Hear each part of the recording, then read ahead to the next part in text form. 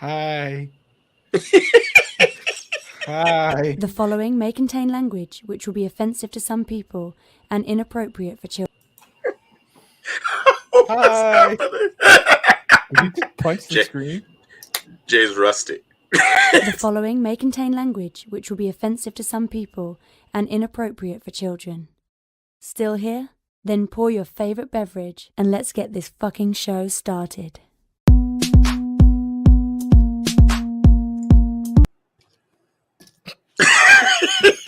Fantastic Forum! Assemble! You're watching Fantastic Forum.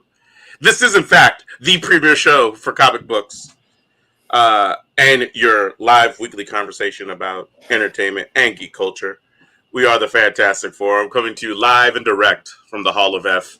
Hope you're having a wonderful morning, The afternoon. following may contain language which will be offensive to some people and inappropriate for children. Still here? Then pour your favorite beverage and let's get this fucking show started.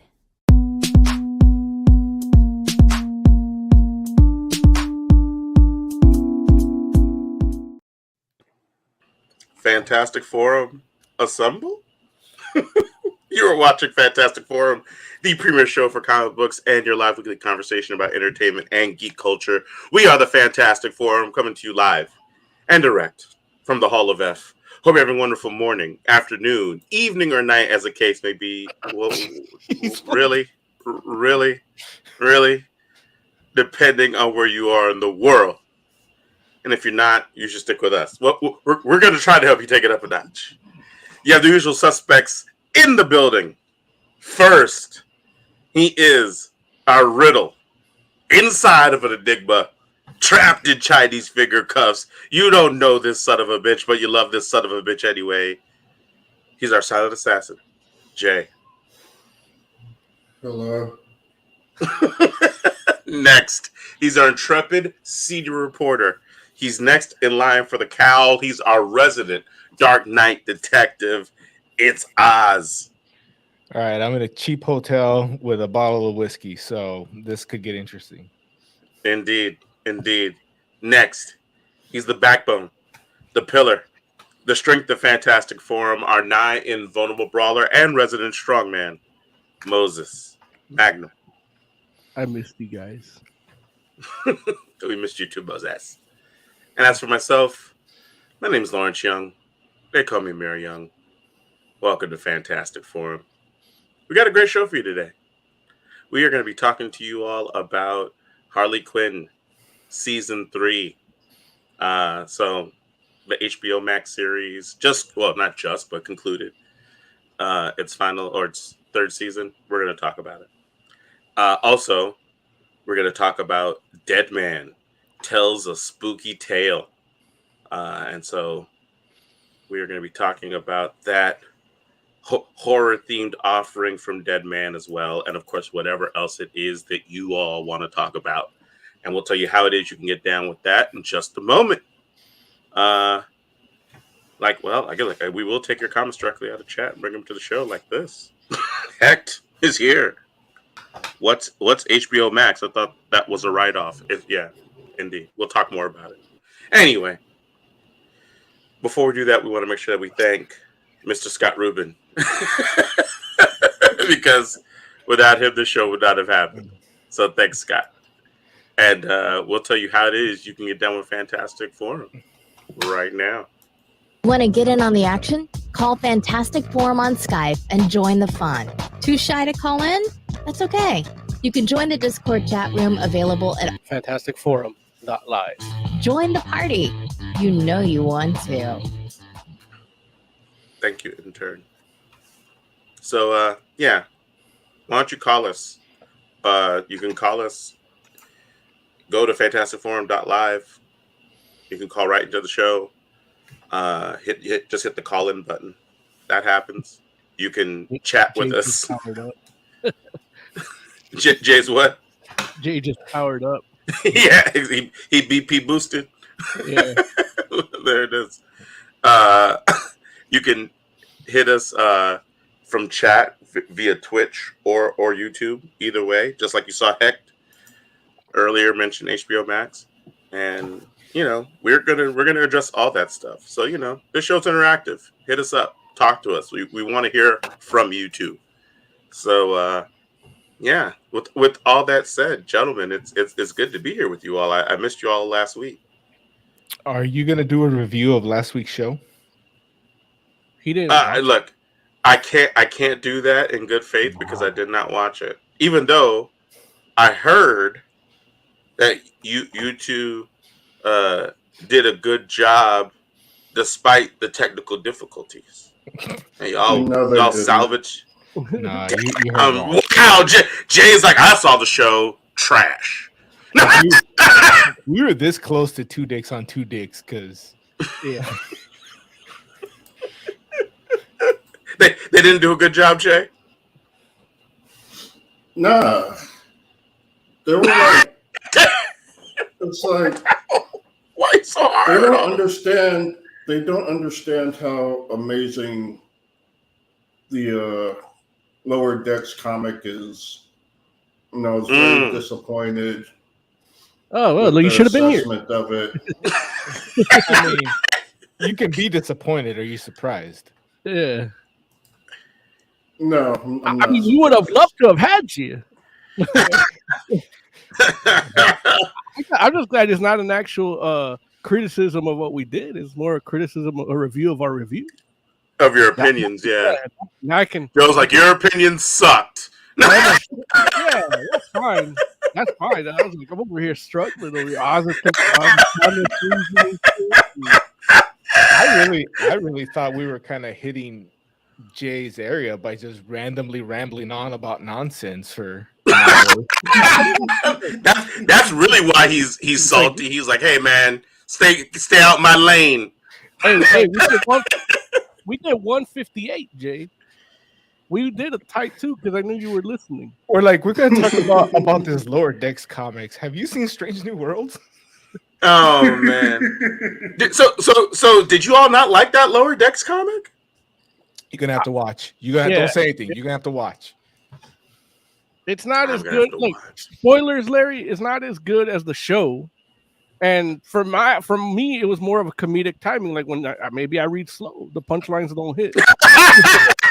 He's like this straight man is terrible. He's like, that's you, Mo. That's you. Our biggest criticism is when they try to hit you with a joke, which is already bad.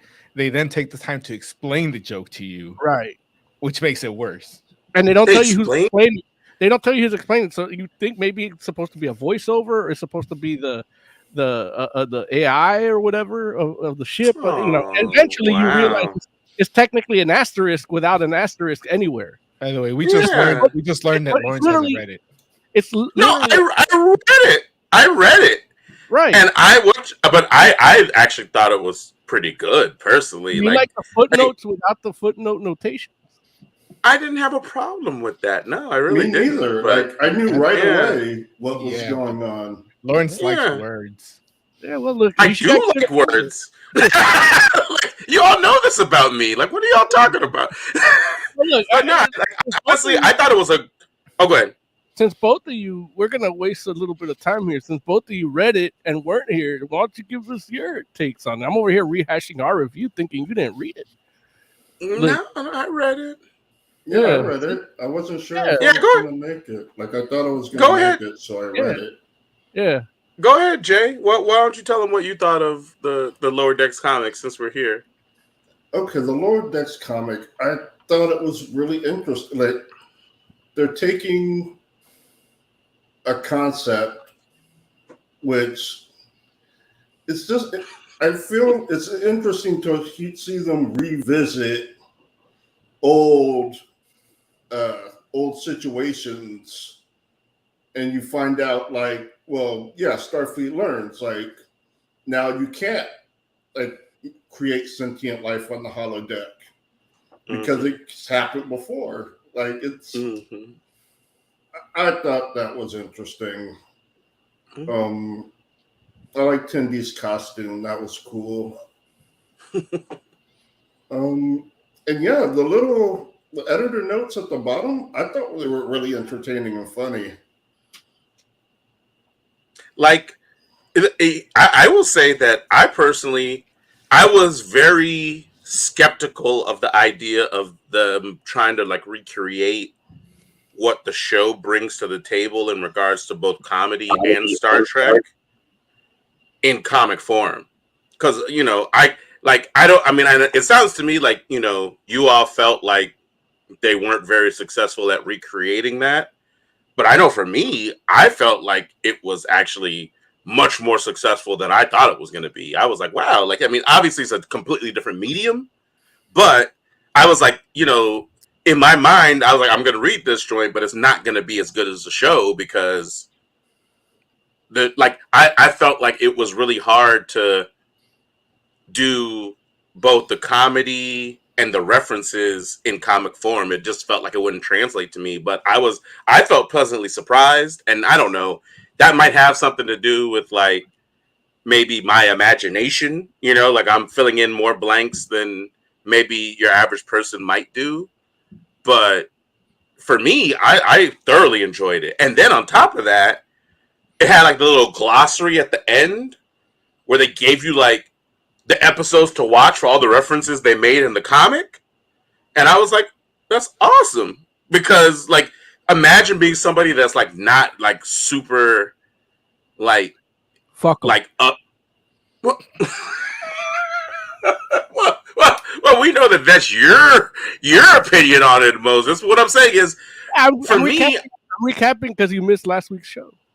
Right. It just feels inclusive because you might mess around and read this book and not necessarily have or either I might say watch, because I feel like if you're reading Lower Decks, you've probably watched all those episodes, but you may not remember all of them.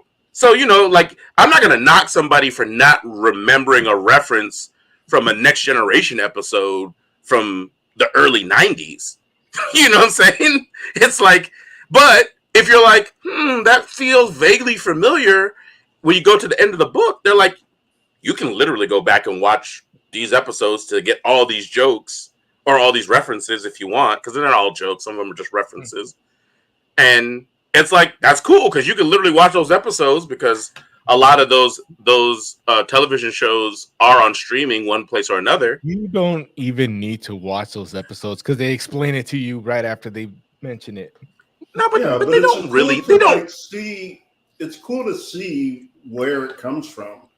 Like, I don't you have the reference, but going back and actually watching the episode is a different experience than that. But I don't feel like they like. I understand what you're saying, where you're like, they explain the joke, but realistically, they don't explain the joke. Like, you get the reference they're making because you know the episode. Like how I would know the episode. But that's not the same. Like, if you had never seen the episode, you probably wouldn't get the joke at all. You know what I'm saying? No. See, like, what I'm saying is, like, you're a big Star Trek fan. For example, take the Star Trek fan out of it, okay? Take the references out of it. When they make the joke of calling the space hippies, then they got to explain to you that they're space hippies, but they're in space, so we're just calling them hippies. Like, no, that's a second joke.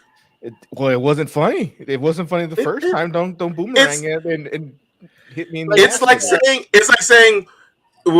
French fries, but we're in France, so here they just call them fries.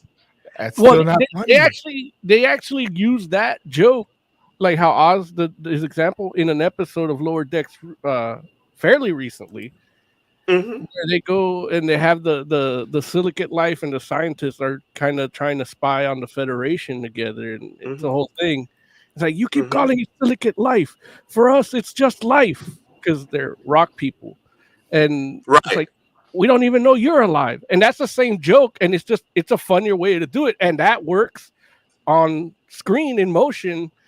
On paper, it might work, but if you have to explain it to me, oh, he's a rock, so silicate means rock, then that takes me out of it. That makes it not funny. But it's not explaining the joke. It's literally like the joke that you're talking about on the screen is the same joke that the caption's making, but they don't make that joke in the panel. In the panel, they just talk about space hippies, and then the panel, the asterisk, the dialogue box is making the joke that they made on the show. It's two separate jokes, right? And then you have the bottom one, the footnote. Yeah, two wrongs don't make a right, Lawrence. Yeah. At this point, it's a taste thing. Like, it's not up to debate. It's just you enjoyed that aspect of it. I didn't. As a shareholder, that's a little, paying for that ink. Yeah. So right. No, that's fair. Like, and you're right. I think it is a taste thing. When your little footnote explains the situation that they're referencing, and then you have a glossary, that's a page. That's an extra sheet of paper I got to pay for. So it's a little too redundant. Moses is like, where's my dividends? Where's my dividends? Y'all using up all this ink. It's just a little creatively. It's a little redundant, and sometimes redundancy can be funny. Yeah. And if it happened once in the comic, it'd be funny. If it happened, and I'm a fan of repeating things till they're not funny and then repeating them till they're funny again. This wasn't. We remember the goats. Yeah. We remember the goats. The what? Yeah. The what? As a shareholder, I'm completely happy with all the ink that was expended to make it. Sorry. I apologize, Jay. I did not mean for this to happen.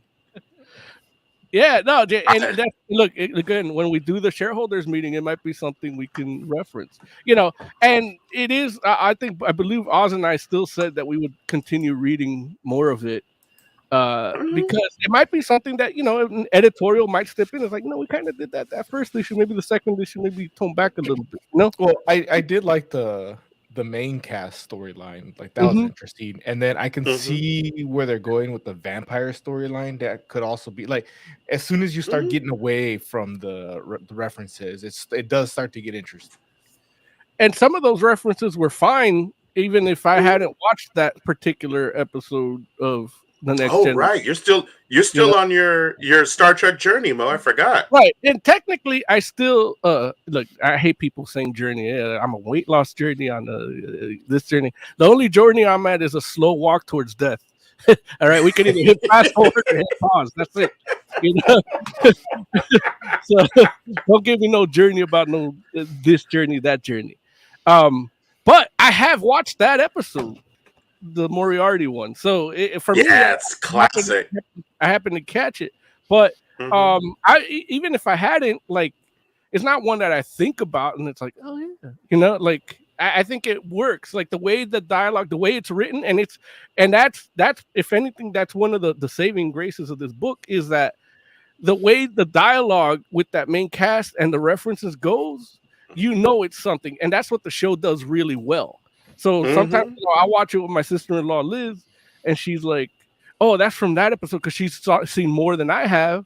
And then there's stuff that I paid more attention to in fucking the original series, and I can reference that. And it's like it becomes a community experience in that sense. And here it's like, reading comics is a solitary experience. So I guess that's probably maybe why they did that. But Jay, definitely next shareholders meeting, man, we're gonna arm wrestle for see how much ink they're spending on it. Did you watch? We'll play 3-dimensional chess. Have you seen both of the Moriarty episodes, or just the first one? Nah, I think only the second one. Yeah, it's only really? But it was a long time ago. When it was on UPN. Or they're like 3 or 4 years apart for like legal reasons. Yeah. Wow, that's interesting though. Yeah, I mean, look, I just feel the book does it, like it did a great job of capturing the voice of the cast, which I did not. Again, that was another thing I was worried about. I'm just like, I feel like it's not. It doesn't feel like an easy thing to necessarily write the way that the people in the show sound. I don't know though, because they had Boimler on the bridge. They had Boiler on the bridge? Boimler. He was on the bridge in one scene, and Okay. it felt like they just put him there just to have a lower decks somebody from the lower decks in those pages. Like you didn't need him there. He didn't do anything Boimler like. Okay. But I mean, do you feel like he didn't sound like Boiler when he spoke? Yeah, he sounded smart. Larry's a fake ass. Boiler is smart. Boimler. He's too nervous to be that smart sounding though. Boimler. Look, not bold Boimler. Well, this is pretty bold Boimler. Yeah. Or is it? It is because he doesn't say he's bold Boimler like he does every. Sometimes he just acts bold. Nah, he's acting too much like the Transporter twin. Bold. Oh yeah, Larry, or Jay rather. I know you're just triumphant because you just sent a flight of Stovacor, but what would you rate? What would you rate? You gotta hold its eyes open and scream at the heavens. All 20 of those eyes. I'm trying not to like spit alcohol out onto my computer. Oh, geez, that's funny. Yeah, what would you rate Lower Decks #1, the comic? I'll give it a 4 out of 5.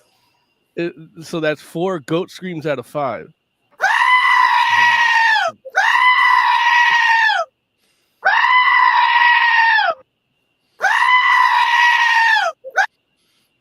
I'm upset. I don't have any of my buttons.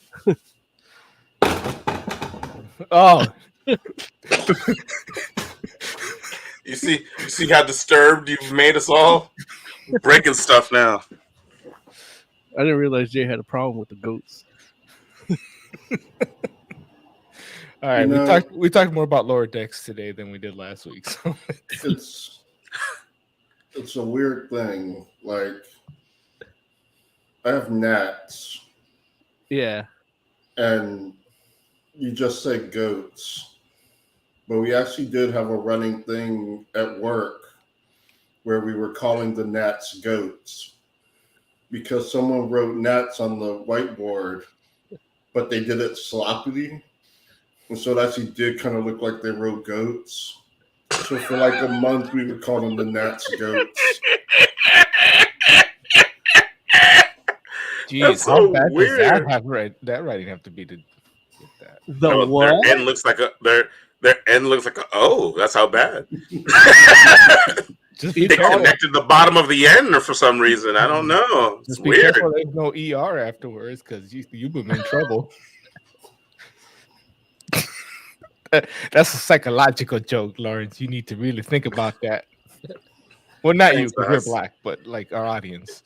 I love that he's drinking whiskey out of a coffee cup. Wait, and I feel like Oz literally just did the thing he was just criticizing the comic for doing. Like, it's contagious. It's like that one less. I almost bought all right goats once because Larry, what would you rate it real quick? And I'm not gonna do the goat scream thing. Just like, are you being real with me, Moses? Or are you like? No, I'm being real. I'm being real because I honestly I wanted to talk about the Wakanda Forever trailer, but we might not even have time for that. So, I was gonna say that I really like this book, and I was gonna give it a 4 too. But if you're gonna do the goat screams, I'm gonna give it a 1. I'm not gonna, it takes too long. I gotta make.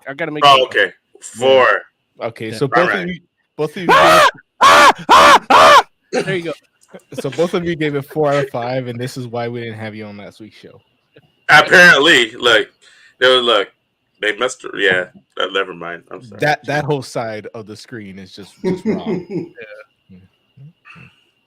We have our own water fountains too.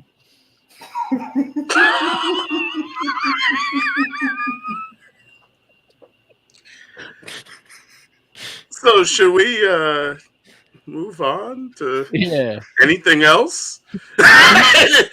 Move on to anything else, please, God, right now. After that joke, after that joke, we have to talk about the Wakanda Forever. Oh, You think jeez. there's Okay. people in our audience just watching half the screen right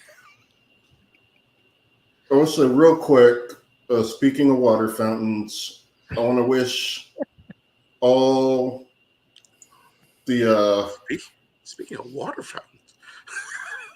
well, you know, like each having their own water fountain. Yeah, no, Colonizer Day is Monday. Oh yeah. So Wait, if what you is- celebrate, Columbus Day. Oh, got you. But I they're thought making they it switched it to Indigenous People Day. Yeah, but if you're on that it's side of both. the If you have a calendar, it lists both. yeah. So it lists Colonizer Day and Indigenous People Day. Got it. So I think it Okay. depends on like what color you are. Like if you're white, you celebrate Colonizer Day, and if you're not, you celebrate Indigenous People Day. Like, I would love it. Well, okay, I don't know about love. Maybe love is too strong of a word, but I would be interested to see if there was a calendar that actually did list it as Colonizer Day. Like, like that would be wild. Like, Coming soon, the Fantastic Forum calendar. no, absolutely. I feel like there's 100% a market for that. Like, naming holidays like what they should be Like, called according to a like, particular on group of people. As a June 19th is going to be, you know, Black Independence Day. And then it'll be National Piss White People Off Day. We should call it Black 4th of July. Black 4th of July, yeah. Black 4th of July, even though it's in June. Yeah, right, like Black Spring Break. It's like Black 4th of July. Yeah, I'm in. Now we got. I don't feel like that's the same thing, but okay. We're gonna model for the thing, right? For the calendar. Yeah, of course. What? Right. What do I call it? Seems that I recognize the Vikings' discovery of North America before Columbus. You just listen to Amon Amarth and drink beer out of this thing. Because I was thinking Thursday, but that's tomorrow. That's every Thursday. Yeah. Look, I'm like, but why would you recognize the Vikings' discovery of America for Columbus, but not the friggin' African tribes that discovered it before the Vikings? I don't know. Did they? I thought it was the Mongoloids first. Yeah, that's what I thought. Well, they walked across the bridge, right? And then the Vikings came. We don't call them Mongoloids anymore. They're slow adults now, Jay.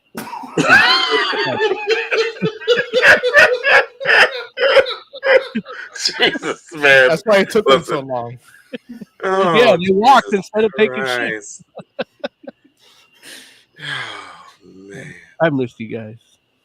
Oh, Jesus. Those jokes aren't as funny when you guys aren't here.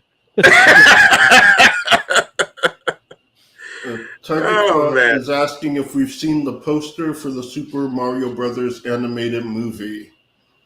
Trailer comes out tomorrow. I don't know. I saw two posters. I mean, it looks like a poster for a game. Yeah. I don't know what to tell you. Look, but it looks like a poster for a really good game, though. Yeah. Like that level. You don't think it looks like that level looks really small? I mean, like it's like well, yeah, it looks small to the point where I thought it was the Universal Studios thing. Like like the world, Super Mario World. But hey, look, I don't care. Like I'm already mad as Chris Pratt, so what am I gonna be more mad? Like fuck it, I'm already mad. I mean, look, at least wait to see the trailer tomorrow. What they show you tomorrow in the Nintendo Direct. It's like I'm just gonna watch it on silent because I need to hear the voice. Yeah. Like who knows? Like like listen. I don't think any of us are out here thinking, "Oh, it's gonna be spectacular," but you could at least wait to see what they actually show you. Nah, like, wait, watch it tomorrow so you can have an informed opinion about how terrible it is. No, I mean it's like, but if I had an informed opinion like that, look, this whole show is based on me not having an informed opinion. Like it's all speculation. This is my speculation. Gotcha. I'm sorry, my speculation. Sorry. We're gonna keep Mo in the dark for as long as we can. But yeah, I mean, I'm gonna watch it and pretend I didn't watch it. Look, well, I love it. And you know what we call that? Pre-production. Yeah. Like, there it is. Now I'm on But that, yeah, I'm on that Lower Decks comic bullshit, explaining myself like that. for tomorrow, for those that do want to check it out, Nintendo Direct for the Super Mario Brothers movie. Tomorrow, I think it's like 1:00 in the afternoon, our time, Pacific time. Tire Claws also mentioned bringing up that they leaked a picture of what Mario looks like. Like, I saw this story and it was presented like it's a big deal, but I saw the picture and it's like, well, that looks like Mario from the games. I don't know, like a little bit higher, like higher res than the N64, but you know, I don't think face that's an comes actual up. leaked picture, right? It doesn't matter. It's just Mario. I don't get what the big deal is. Oh, who shot me? He's saying move on to the next.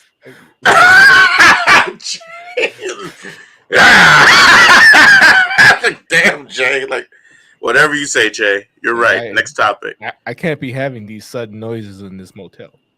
Right. Could you imagine if that's how Jay really did? Like, do his thing, like, move on, God. Like, oh, Jesus. Like, why is Jay like this? We're gonna see that again around 1:58. Right. This fool go, but just mess around and just shut the show down. You're not even gonna say nothing. You just go hit the friggin' end broadcast. Like, goddamn, Jay, right, we were talking. Like, all you had to do was say, "I'm out, everybody. Good night." I'm like, okay, Jay, thanks. We've been going on for half an hour. We haven't got to any topics. Let's do it. Oh, wait. Do you want to talk about? Oh, wait. What's Tarkla saying? It's gonna be wild seeing Mario in such high fidelity. Nah, I've seen it. Isn't it live action? No, it's animated. Well, you thought he was gonna actually be wearing like overalls, like Chris Pratt can't be Mario. Yeah. Wait, why are y'all talking about this joint like Captain Lou Albano hasn't played Mario? Like, what? Captain Lou, dude. Captain Chris Pratt is no Captain Lou. Yeah. What? Y'all are out here talking like freaking who was the dude? It wasn't Warren Beatty. Who was it that did it in the 90s? Bob Hoskins. Bob Hoskins. Like, listen, I don't want anybody talking to me about who can and who can't be Mario. Look, Bob Hoskins is a knight. Yeah, Bob Hoskins could be Captain America. First of all, I'm not part of the friggin' Commonwealth, so I can call Bob Hoskins by his name. I don't have to put Sir in front of nothing. That's one. I'm not a subject. I'm not a subject. Hoskins and Captain Lou Albano, they are. I'm not knocking either one of them. Mario, in the same way, I'm not knocking Chris Pratt. I didn't remember. It's just as asinine that Chris Pratt is the voice of Mario as it is he would be playing the physical embodiment of Mario. Yeah, y'all are all talking to me like Chris Pratt has never been a friggin' rotund man. Like, Chris Pratt can be Mario if he wants to be. Like, we know this. I'm not saying it's a good idea, but it turns out I don't know any. Like, Captain Lou Albano is the best Mario. I'll give you that. That don't make him a good Mario. That makes him the best of the live action Marios. I thought, he was pretty good. He was actually great. Leguizamo was a good Luigi, though. I agree with that, actually. John Leguizamo? You didn't like him as Luigi? No. You prefer a random actor that was next to Captain Lou Albano?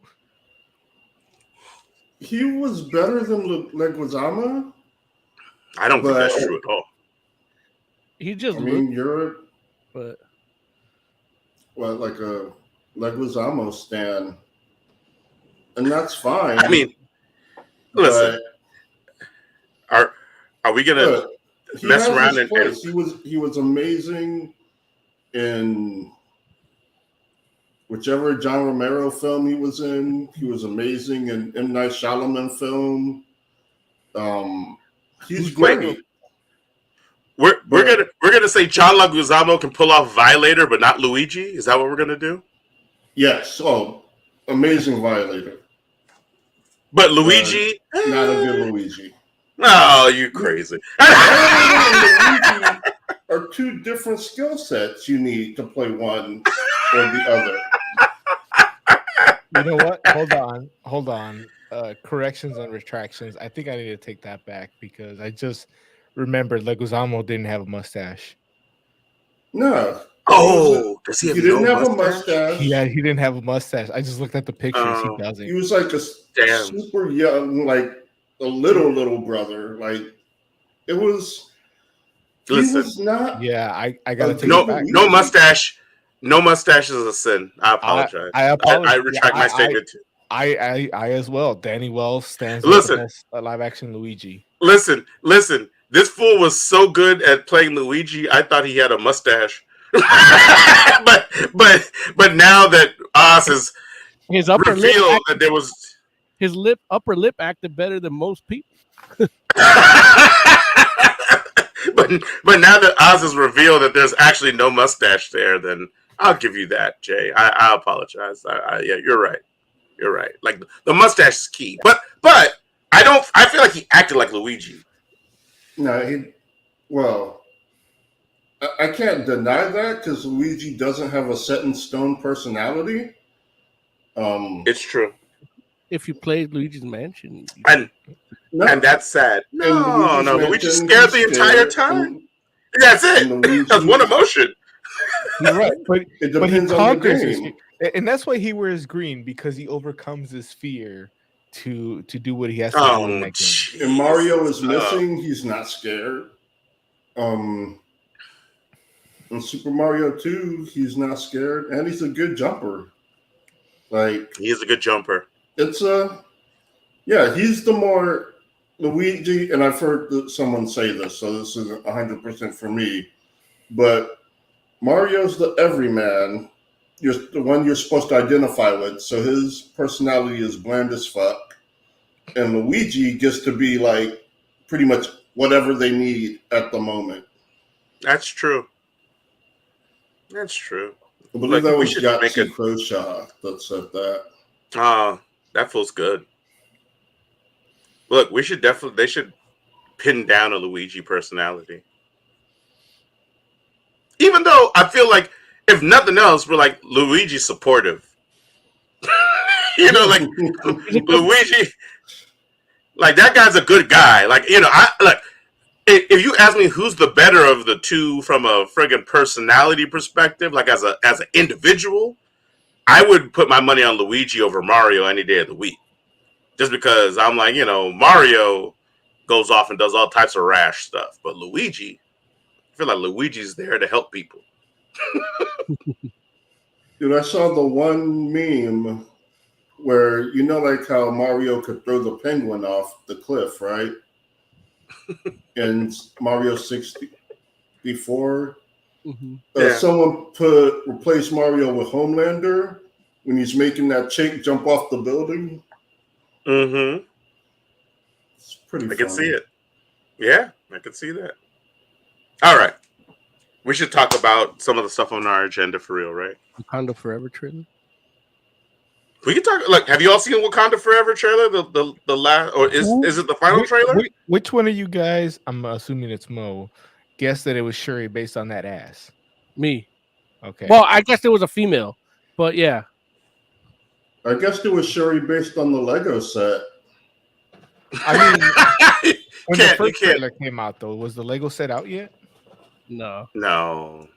I remember you guys telling me like, how you know? I'm like, that died. That ad. Like, that's not. That's what I remember. Yeah. I don't think it. Like, I don't know that it's Shuri. Yeah, I mean, I think it might be, but at the moment it's I thought a female, and she's got the same dots that Shuri has. It's Shuri. But there's other like Dora Milaje that have those dots, and they're good at Dora Milaje. Like, they'll stay there. They're also not part of the family. So how do you know it's not friggin' Lupita's character? Because you don't even know what she is. Like, she's just there. She's not really Wakandan. She's Mexican. She might team up with Look, that means she's the one to bring together the Atlanteans and the Wakandans. Also, when you see a close up of the Black Panther gauntlet, it's got that like the shit she had. that face that was her guns in the other movies. Yeah. Which is why they didn't fire her, but delayed the filming when she was an anti-vaxxer. I mean, hey, listen, it could be Shuri, and I wouldn't be mad at that. Like, I'm just saying that, they might know that everybody's thinking is Shuri, and, intentionally, or everybody's expecting it to be Shuri, and intentionally, go a different direction. Like, that could easily happen. Lupita is the from an executive perspective, Lupita is the good choice because she's like an award winner, fantastic actress, got a good career, can do other movies. The chick that plays Shuri, I mean, she might have all that, but they're not putting her in any of that. So, for a marketing perspective, if you're gonna have a female Black Panther in the next Avengers or whatever, Lupita's the way to go. Yeah. There is a rumor going around that it's gonna be Storm. That would be crazy. That's a bad rumor. That's horrible. I hope that doesn't happen. Dude, if it turns out to be Storm, I don't know, man. I don't even know how I'm supposed to feel about that. Hey, look, Kevin Feige, man, your boy Kevin Feige. Nah. I honestly like that around. I'm just sitting here like real rumor and not just something I'm saying. I'll be in the theater, and I feel like I'd be like friggin' excited and distraught at the same time. Just like they're like, wow, he yelled out in joy and then started crying immediately in sadness. It's like one of those orgasms when you throw up right after. I don't know anything about those orgasms, but I mean, I'll take your word for it. You, my friend, have not lived. I guess not. I've never had the vomitous orgasm. Yeah, you're not watching the right stuff. Wait, what am I supposed to be watching that's going to give me an orgasm? Last week's up, he just said it. Last week's episode. Got it. Larry, you watched it, right? I did. Did you see what I explained to you about Namor with the foot wings? I did, and it looks really good. Like it's crazy because it's one of those things that like as long as I've been watching, or I should say reading Namor in comics, it was like like seeing what they decided to do with him in live action with the wings on his feet. Like it's pretty awesome. Like I like it a lot. Like, and it's crazy because I feel like if you explain it to people, it could sound real corny, but when you see it, it looks really good. Nah. You don't think it looks good? Well, look, I've hated the foot wings in the comics. Yeah. So you're not gonna make them look good to me in live action. Wait, so I mean, okay, like I get why you'd be like, okay, as a comic, you're like, this doesn't look great to me, but it's a still image. You looked at the moving image and how they interpreted that, and you were just like, it's dumb and ridiculous. Yeah, I just don't like the visual of it. Look, I don't even like that they're using Aztec culture. Okay. Like, why do you hate your own people? I just say make the Atlanteans be Atlantean.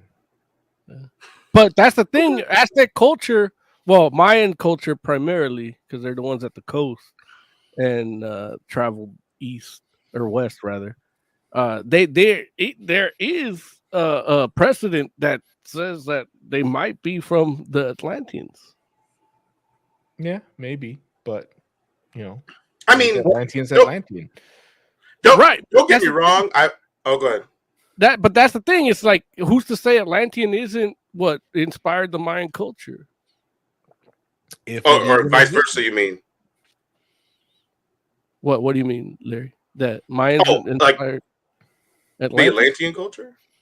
Oh, you Yeah, mean like in real life, or you're talking about yeah, I'm in talking about the real life. movie? Like the way they're doing the movie, they're doing based on stuff and artifacts and codexes, some of which Hmm. weren't burned by the Catholic Church or Right. stolen and hidden in the Vatican now. That Hmm. say that yeah, it's they're people that landed there. Like it's not necessarily people that how Joe Jay so eloquently put it, the Mongoloids that came down and traveled through Mesoamerica. The Mayans were more came from the water, you know, and there's stuff that kind of hints at that. And it's like if Atlantis was real, that could be the refugees, the ancestors. You know what I mean? Yeah, there's stuff that after Atlantis sank, the escape boats went in two directions. That's why you have pyramids in North America and in Egypt. Right. But and that's the thing, it's like that, that's like not using I can see like you saying they're a little heavy handed with the Mayan stuff. Like the Mayan stuff comes from when they come to land, but from a design perspective and all Like that. it's just like weird little things. Like it looked like, and like maybe this will be different when I actually see the movie. I have to see how they actually do it. But from the trailer, it looked like he's wearing a feathered headdress Right. in the water, which is kind Yeah, of weird to me. it doesn't make sense. Yeah. So It'd be more scales, but yeah, maybe they're not feathered. Maybe it's something else that just happened to look like feathers in the water. I yeah. don't know. I'll reserve judgment for the actual movie, see what they do. We'll But see. right now, I'm not. But like, even if it is feathers in the water, like, what's wrong with that? It's weird. Why do you need feathers in the water? Name But me I'm one saying, like, fish with feathers. It well, should be scales. I don't have to name you fish with feathers. I can name you birds that go in the water. Yeah, but they Nah, stay. Yeah, they don't breathe underwater and live underwater. And they Well, and they just don't live underwater, but they yeah. they dive underwater, they hunt underwater, and come back up. It's like, what's the big deal? Like, it's just a do feather. Like, and feathers look, dry. do Atlanteans in this might just be my DC bias, but do Atlanteans in Marvel not have a disdain for above grounders? Oh yeah. More so. So why would you wear something that is only for something that lives above water? And that's where the Atlanteus shit comes a little because it's more, it's a bird is an evolved version of what they probably had early on, where it was, your lizard, reptile, bird hybrids. You know what I mean? And that's It's like all the iconography I see in the trailer for the Atlanteans is iconography for stuff that doesn't live in the water, which doesn't make sense if it's a society that's supposed to have a disdain for underwater people that can't live underwater. Well, I mean, I guess what I will say is this, and we don't know how it could go or will go or won't go because obviously, we haven't seen the movie yet. But there's two things that I can say. One, while personally I would probably prefer it to be Atlantis, just because white Atlantis. Like, I want no, I didn't say anything about white. I just said Atlantis. No, but when you say Atlantis, like traditional Atlantis, you're talking about. I'm not saying anything about traditional. I'm literally like, it can look exactly how it looks like now, and you call it Atlantis. Like, that would probably be my preference, just because that's how what's called in the comic, right? I can understand why Disney might be like, we're not sure we want to be associated with Atlantis based on the idea that people at this point have equated Atlantis with Aquaman in the grand scheme of things. We're like, we feel our character is going to be better, cooler, and we don't want it to be a thing where there's brand confusion, because we all know, like, we all know the people in our lives that don't know the difference between DC and Marvel, even at this point. And why Aquaman have a pitchfork? Like, he's not baling hay. It's a trident. which is a different thing. Also, But Disney okay. already has an Atlantis. Huh? What'd you say? Disney already has an Atlantis. Yeah, that too. Either way, like I can understand from a brand perspective that like we would like to call our thing something different because we don't want it to be associated with that DC Aquaman brand at all. I'm not a fan of that, I'm but more worried about their Atlantis, people getting it mixed up. I doubt it. Nobody remembers that Atlantis show. That Atlantis isn't in the Everyone zeitgeist. remembers. People remember Namor Atlantis is brown, shit? just like for the people from that Atlantis. Wait, what? The people from that Atlantis are brown, like Namor. Jay, well, like, no, never mind, Jay. I'm not even going to talk to you about this. I'm done. Like the other point I'm trying to make is, which is like, how do we know that what from a cultural perspective, this isn't going to be something where, like, you know, in reference to many of the myths that we have already, is that Atlantis started off on land and then sunk below water. Like, it could very well be that, and so that might be like actually some sort of traditional kind of thing where it's like, yeah, we wear this headdress still because we started off on land, but we moved to the water, and it's just one of those traditions you keep, even though it's like, okay, we're undersea people now, but you weren't that initially. I think Oz's issue too is that they stole one of his motifs from one of his student films, where they showed the pyramid on the water in the original teaser, and I'm like, man, fuck, Oz did that shit in that student film. Yeah, which Mo directed. Yeah, that too. Which who directed? Mo directed it. Wait, what student film? You remember? You watched it. He doesn't remember. I probably did watch it, but I very well may not have remembered. Jessica was my co-star. Yeah, it was like the Jaguar versus the Dragon, and it was dude. I remember now. Thank you. Okay, I understand now why I had a pyramid. Listen, I get it now. The best 1990 graphics a student could muster. Yeah, that's hilarious. I forgot I directed that too, man. Dang. I appreciate because you especially coordinated the fight scene. Yeah. Which you all made that before I even knew you all, right? No, I didn't know Oz until I met you. So like we did that after like we already been doing the show about a year or two, I think, when we did that. Wait, that was after we had started doing Fantastic Four? I didn't. Yeah. You two knew each other before I ever met you guys. Yeah, you guys met me at that Arena Lounge. Yeah. So no, like, right, absolutely. When that closed down about 6 months after that, that's when we made that. Wait, when what closed down? Arena? Yeah. I had a lot of free time. That's crazy. I still have that that video. I could. Oh damn! Put it on the channel. Yeah.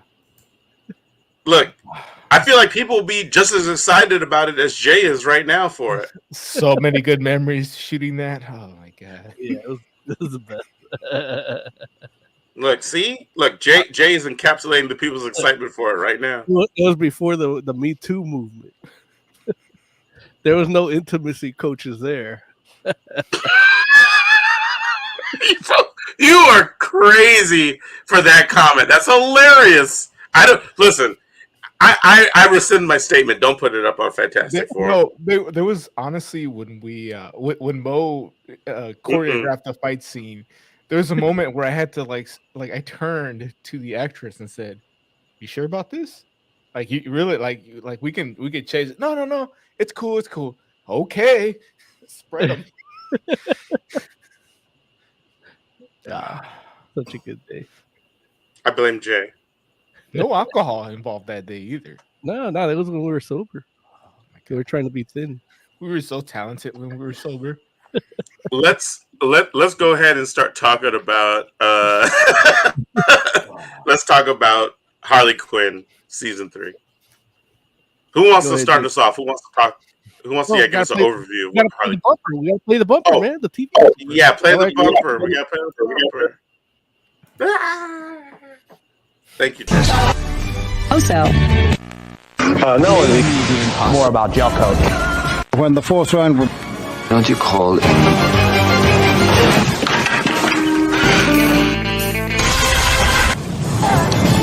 doesn't look good already. Jumbo Scampi for limited. Okay, Oz, you're a resident DC guy. Yeah. Why don't you go ahead and give us an overview of what the HBO Max series Harley Quinn season 3 is about? Yeah, I get upset every time we play that because I got in a fight with Tad Stones. He won't draw a Darkwing Duck for me. Wait, who? Tad Stones? Tad Stones. He's the guy that created Darkwing Duck. Oh, his name is Tad? Yeah. Stones. What's that short for? I don't know. Thaddeus, maybe? I've only known him as Tad. Damn. Is that full name? But Thaddeus has an H in it. But I guess, you leave out letters, right? My name's Lawrence. People call me Larry. There's no W in that. I don't know. Okay. All right. I haven't known him as any. Oh, you know what? I just looked it up. Edward. Ugh, no wonder he's such a dick. Wait, Edward? Edward. Can you call people that? Edward T. Stones, so his nickname was Tad. So I've always known him as Tad Stones. Oh. Jay, do you know Tad Stones? No, I'm trying to look through his work, but he created Rescue Rangers too. Oh, he's a good man. Wait, so he fights you? He fought you? No, he just refused to draw Darkwing Duck for me. I offered him money, but Why? What was his big deal? He's retired. Oh, wait, but he was out at a con or something? No. It's like through emails. It's a whole long story. It's a long. Okay, yeah, you're right. We don't have time for that. But next time, goddamn. Look. In fact, he made Darkwing Duck, Rescue Rangers, Gummy Bears. Oh, Jesus! Hercules, Buzz Lightyear, Star Command. What? Wait. And he's So the listen. Storyboard artist on Bob's Burgers. What? Wait, so that was not retired. He's still working. Oh, he's retired from Darkwing Duck. Wait, listen. One more lie. He told me. One more lie. So all I'm saying is next week, Oz, we start with your Tad Stone story. Next week, the Tad Stone Chronicles next week is the start of next week's show. It's not that entertaining. So Harley Quinn. I don't need to be entertaining. I just need you to tell the story, and we'll comment and make sure that we understand what's happening. So okay, but yeah, Harley Quinn season 3. Squad show. He did Hellboy too. Damn. Right? Look, I'm understanding. I'm understanding why he doesn't want to talk to you now, Oz. He's like, man, I don't have time for you, man. Like, I feel like we would have to come real correct. You should have had me craft the email for you, Oz. I would have messed around and got. I said, name your price. You give me. See, he's like, I'm not your whore, Oz. He's like, you don't treat me like you're freaking call girls, you freaking degenerate. That's what he hit you back with, right? That was his response. He works in Hollywood. Yeah, he is. Look, I got Dan Jurgens to draw for me. Taz Stone. See, no Dan Jurgens. You don't understand. Dan Jurgens is one of your whores. Dan Jurgens. Look, there's a lot of Booster Gold in Dan Jurgens. I'm joking. I don't know Dan Jurgens. I'm just making jokes. Please don't cancel me. There was a compromise. I only got half a body, but it hopefully was the right half. It's the top half. Not that I would mind the lower half of a Booster Gold. We're getting way off topic now. It'll be like that cover with the ass. So Oz, Harley Quinn season 3. Why don't you tell us about it? Thanks. Do that. Harley Quinn is an animated cartoon about Harleen Quinzel, and season 3 came out. I don't know what I need to say about it. Basically, season 3. Oh, Jay's got it. Is, from what I hear, I haven't watched it. Jay.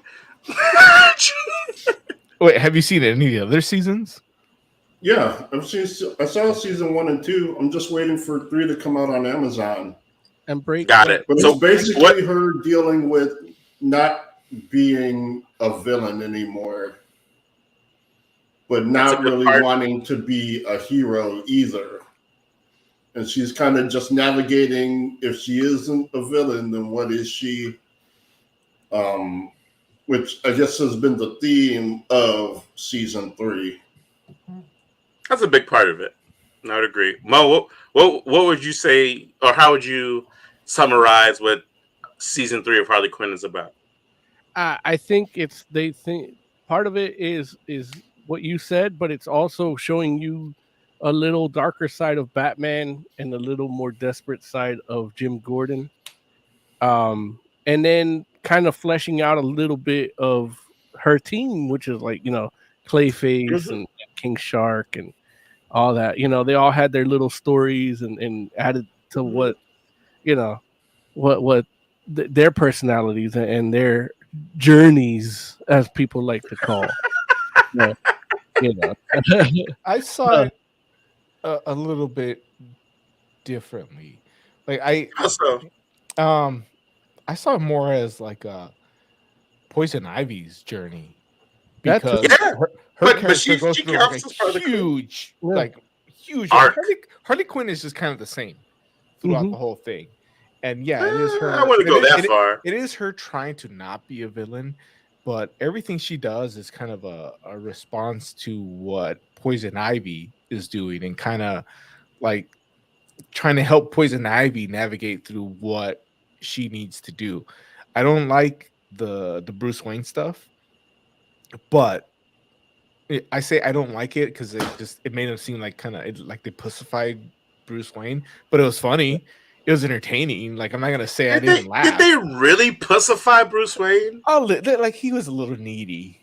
Yeah, but I mean he's needy because he would like to see his dead parents again. I was talking about the Catwoman stuff.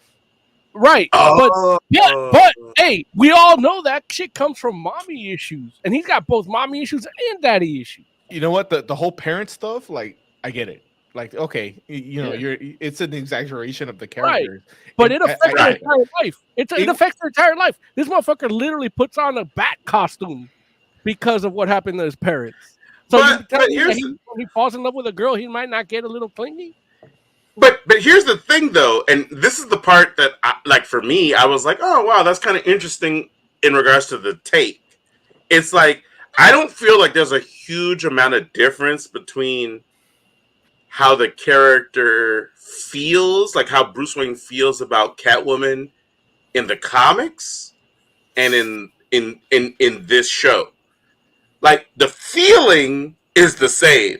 Yeah. The only difference is the action, like how it manifests itself. Yeah. And obviously they exaggerate it for a comedic effect in this show, and Bruce Wayne acts in a different way, but than he would in, like, say, the character of actual Batman. But that's par for the course with this Harley Quinn show. Like, everybody acts different except for maybe Joker. Joker might be the only... Well, but even Joker, though. Even Joker, right? Because we have a whole episode in this season of Joker like being like a stepdad, which is crazy. What's crazy.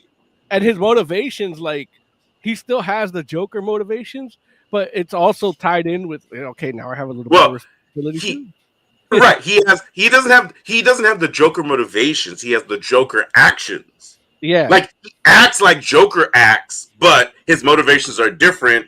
And so he takes the same or he applies applies how he would normally handle or how he resolves situations in a similar way, but the motivations are different, which is crazy because it still comes out like maniacal, like I don't want to say chaos because I don't think it is chaos, but it's definitely like a maniacal kind of thing that happens despite the fact that his motivations are different.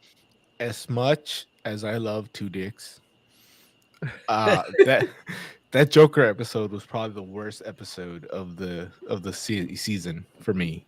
Wow, really? Yeah, it's just like it felt like it dragged on so much.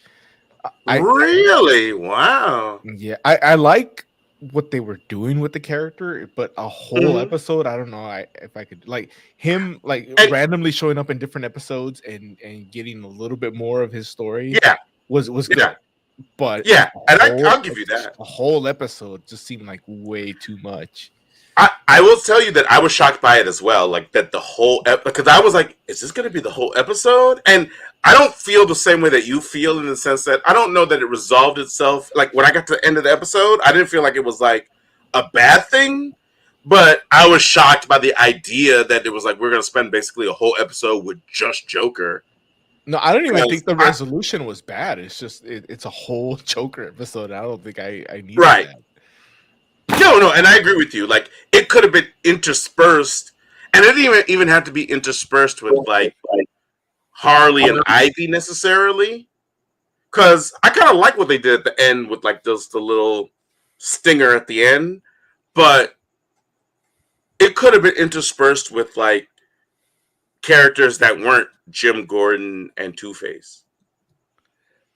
One thing that I do, it's kind of why I wanted to talk about this season was that this season kind of feels like they're shooting for their last, and they take it. It's odd to say, but it's like they take these characters that they've been using a little more seriously, and they kind of want to give you a little bit of a payoff in some way. And even like Larry, like when you saw like you didn't like the characterization of Gordon and Bruce Wayne and Batman in the first season, and then in this season it's like, okay, this is more like the dark side of the coin for these characters. It's like it's what you don't get to see in their adventures.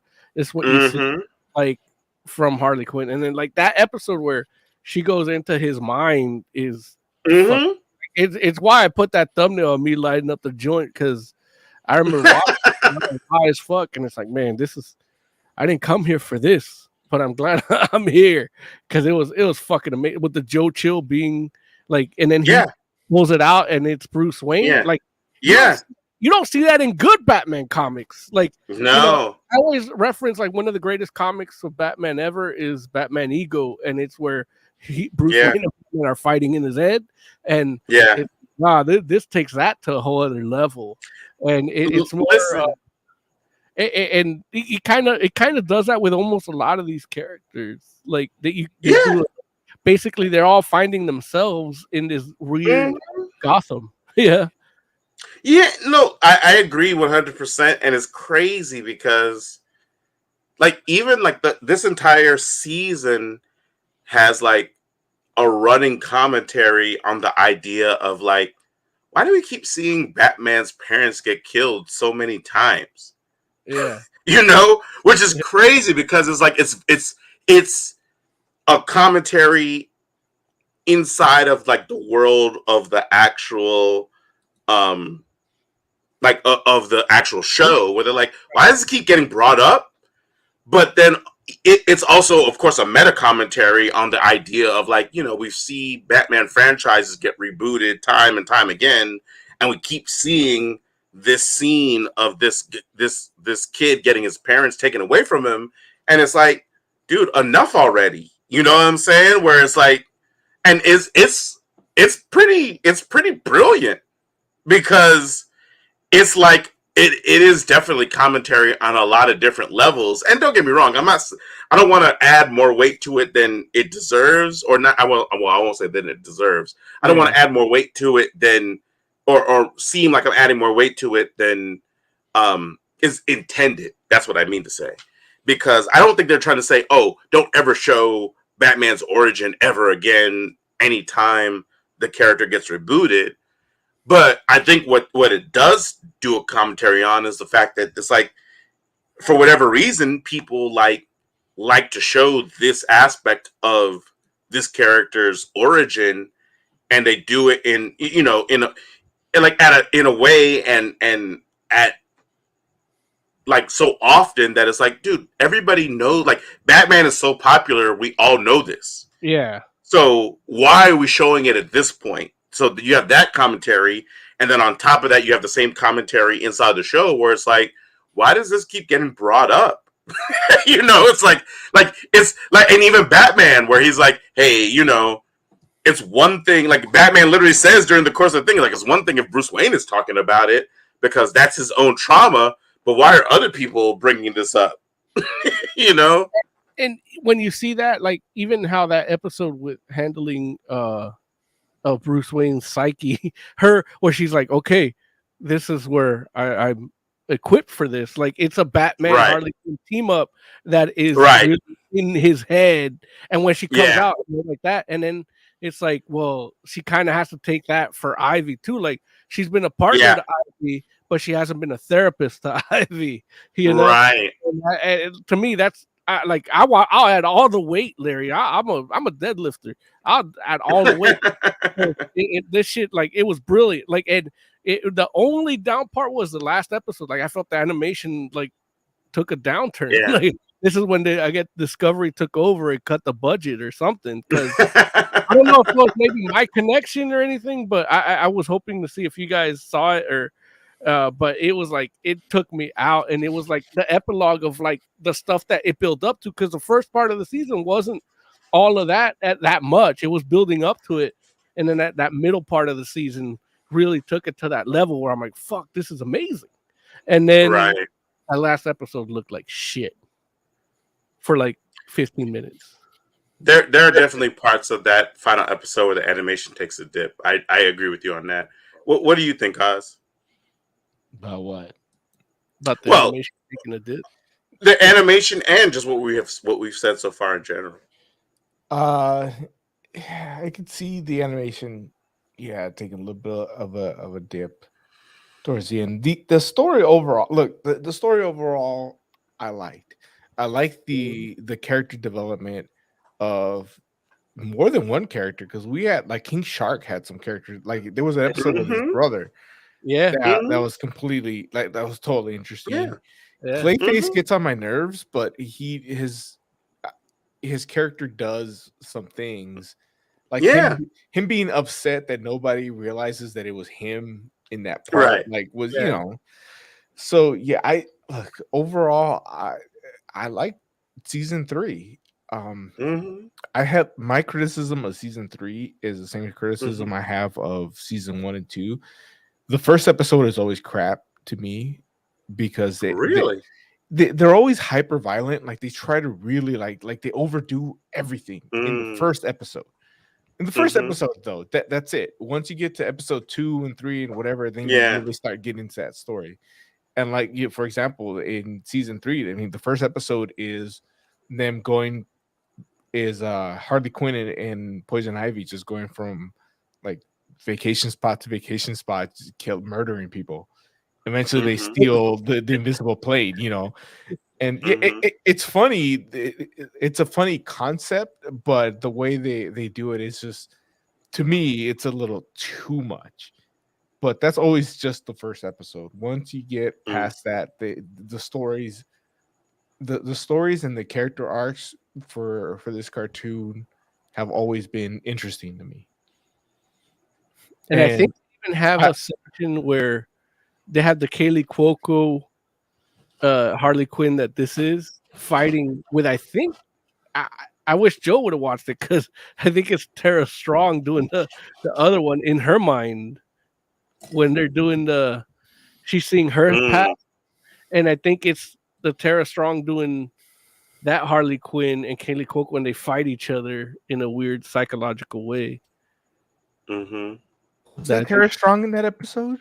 I'm not sure. It feels like it is, but if it's not, it's Kaylee Cuoco doing an impression. Yeah, I think it's Kaylee Cuoco doing the impression. The impression of like the Batman animated series one, but I could be wrong about that. Yeah. Like, look, I didn't think Kaylee Cuoco was that great of an actress, but if she's doing a Tara Strong impersonation, it is spot on. Like she does it. And I apologies to Kaylee Cuoco, because she turns on the Mr. J like every so often throughout the. By the way, I'm at the point where I'm seeing 2 of you guys. So Oz is gone. Oz is like, he's like, what do you want me to talk about? It's been a while. It's been a while since it's been straight vodka. Not vodka. Shit, whiskey. Straight alcohol, not beer. So if it was straight vodka, he would have been all right. But now there's whiskey. He's like, I don't do this. well, I don't do sure, this. Russian. Right. He's like, he sees two Moses, two Mary Youngs, and 3 J's. I'm lucky. I'm just happy he's not drinking vodka because he might try to storm Ukraine. Apparently, I would just lose. Yeah, who knows? You're part Mexican. That's a strong people. You're part Mexican, part asshole, so you might be all right. More power but yeah, man. Ultimately, like I if this is the last season, like I'm good. Like yeah, I feel like it might be just the way that HBO Max is going with all this bullshit and animation. I agree. And you know, you and I, Larry, talked earlier about Doom Patrol, where it's like that might not be back because right, all that shit. So yeah, and it could come back, but like it literally feels 50-50. And I know that, you know, like the show, like Harley Quinn, like I guess let out an official statement, like, yeah, I think we're like our chances are good, but. Yeah. I feel like they might let that statement out a little too early because, yeah. You know, not to say that they're going to get canceled or like, you know, I don't feel like Harley Quinn is going to get treated in the same way like some of these other shows have gotten treated, which is really sad and disrespectful in a lot of ways. I don't feel like they're not going to give Harley Quinn the write-off treatment, but it might not get renewed. I think season 4 is already being confirmed. Oh, has it? I think I remember reading that, but it's something I have to look up. Okay. Oh, I didn't even know. He's also trying to storm the Ukraine. Wait, so when is season 4 supposed to? My question for the forum is: did anyone read the comic? There's a Harley Quinn comic. Wait, no. The Jimmy Palmiotti, Amanda Connor one. That's what the cartoon's more or less based on. At least stylistically. I don't know. Wait, but is that what you're talking about, Jay? Or you're talking about, is there like a companion comic to this actual series? Yes, there's a companion comic to this actual series. I didn't read. No. Harley Quinn, the animated series, the Eat, Bang, Kill Tour, is a 6-issue series that starts. So they fleshed out. It starts right after Ivy and Harley's marriage, and they're going on their honeymoon. Sounds like we have a review for next week. Oh, wait, they didn't get married in season 3. No, they got married in season 2. Yeah. Oh, so that's the honeymoon. Okay. Mm-hmm. Damn. All right. So does it lead all the way up to them being in like the Fortress of Solitude? Like, is that where it ends? I'm not sure. No, in the animated, they started in the Themyscira, right? Yeah. Oh, is the Fortress of Solitude in like episode 2? I don't remember. No, it's all episode 1 because they start. Like, yeah, but that's just where it ends up. Yeah. Oh, got you. Okay. No, I haven't read that, Jay. Have you read it? Wow, this came like the first 3. Wow, it came out last year. Yeah, it came out literally right when the series ended. From what I'm seeing, the first book was released August 3rd, 2021. Damn. Okay, so it sounds like we have a review for next week. Yeah. Like I would love, like we could mess around and see if we can read that and see what that's all about too. Just open your eyes a little more, man. I can't. I can't. They're done. Open your eyes. I don't like to say like we got a review next week with your eyes closed like that, like because I know that I look at that, it's like I gotta put it in the It's like he's not gonna remember.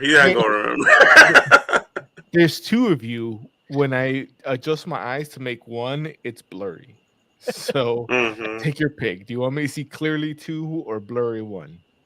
I want you to see 4. I'm assuming my speech is slurring too. A little bit, Not but that, like, not it's that your badly. Oh, here I'll take care of that. All right. Well, with that said, we should probably switch on over to Deadman. Yeah. Deadman tells Deadman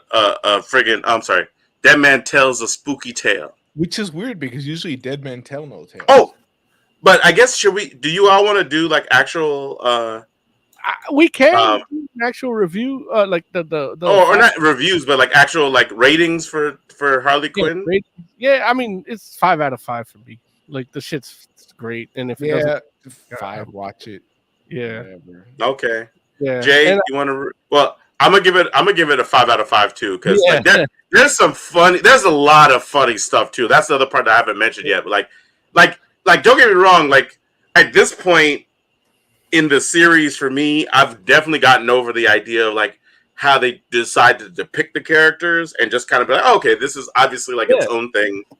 But the comedy is classic, man. There's so many like random little bits where I'm just like, oh, that's so funny, man. Like the comedy and characterization, but mixed with the concepts of what the characters are. Like when you talk about Ivy and Swamp Thing together, and that like the Swamp Thing being the shaman for Ivy is fucking amazing, you know, dude.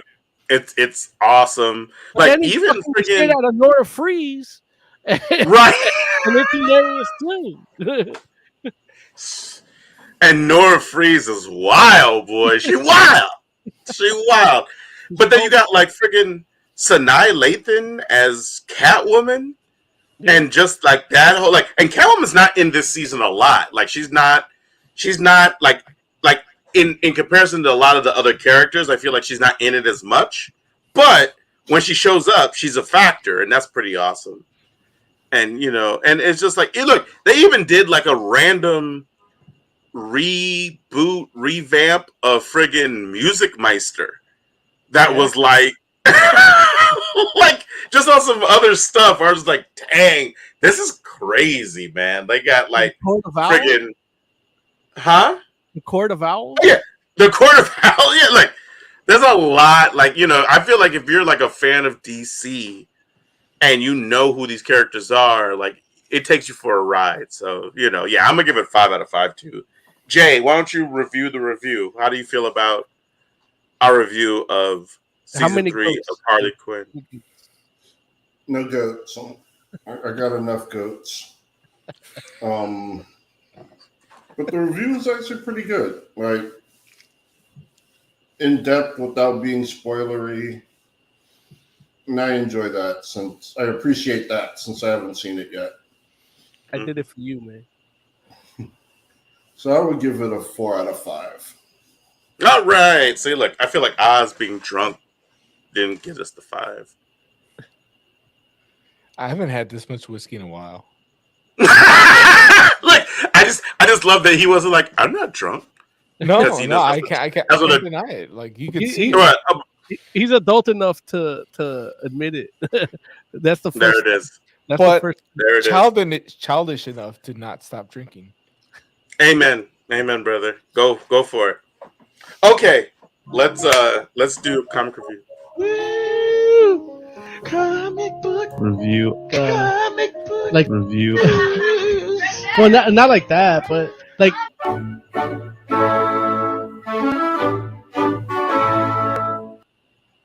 All right. Yeah. You know, so I had the perfect descriptor, like for this book, like pretty much just, man, it was a thing of beauty, but I didn't write it down, so I forgot it. Try it, Jay. Just speak from your heart, Jay, and see what happens. Just speak like your heart. Dr. Martin. Because I used a lot of big words. Yeah, but use them the small version. This is an anthology with some interesting art, kind of sometimes, but not really good art. It's telling stories that are mostly lame, but with some cool parts. overall a failure at what it's trying to do. That's kind of okay too. Like, man, it's just, yeah. Like, if I wrote it down, it would have been so much better. It would have been beautiful. Like, we probably could have ended the review right there had I written. Jay's like, I didn't even need y'all. well, Mo, would you like to offer a counterpoint to Jay's assessment? I'll do I'll tell you what it's about, and and we'll take it from there. But basically, this is like, you've heard of DC Black Label. This is like the K label, and it's basically a graphic novel for kids, and it's a children's Halloween horror comic anthology done by DC, and it's Deadman serves as the buffer between stories, and I guess they had like 3 years worth of stories or something, and they just did them all in one thing and made it like a big anthology book for kids. And it's pretty like Joe said, like he's not here, so I can't ask him why he thought it was bad, but it is definitely filled with questionable choices in terms of like doing these stories and art and stuff. But when you realize that it's for kids, then it's okay. Maybe that might make it change your mind about it a little bit. I didn't realize it was for kids till I was done. Wait, so how did you know it was for kids? How did you find that out? In the back cover, it says DC graphic novels for kids. Oh, that's fair. Fair. And it looks just like the Black Label thing that they do in the back of the comics. It just said it's for kids. Got it. I didn't know. For me, I did the thing last week where I could tell you what horror comics to look out for in this holiday season, and this was one of the books that I was gonna do as a one shot for that type of segment and that type of content. And I figured, let's just do it at the show. We gotta it's basically our first show in October, so let's all do it together. But yeah, I didn't realize it was a kid's book till after. Because the art itself is actually it's pretty, like, the in-between art is kind of grisly for kids. A little bit of my experience here as I talk about it. But it's Deadman narrating everything, and it doesn't look cutesy, it's definitely cartoony, but that's like kids reading that. I don't know, man, kids are different with this TikTok nowadays. But then the art turns into the first story, which that I love. I'm gonna pause it real quick. I love that, like, 2-color thing. That was interesting. That's but then they ruin it when she gets attacked. Right, but that's to me, I love that, because that's the this 2-color thing is a French style of doing comics from back in the day. It's in the old heavy metal magazine. This is how they were done.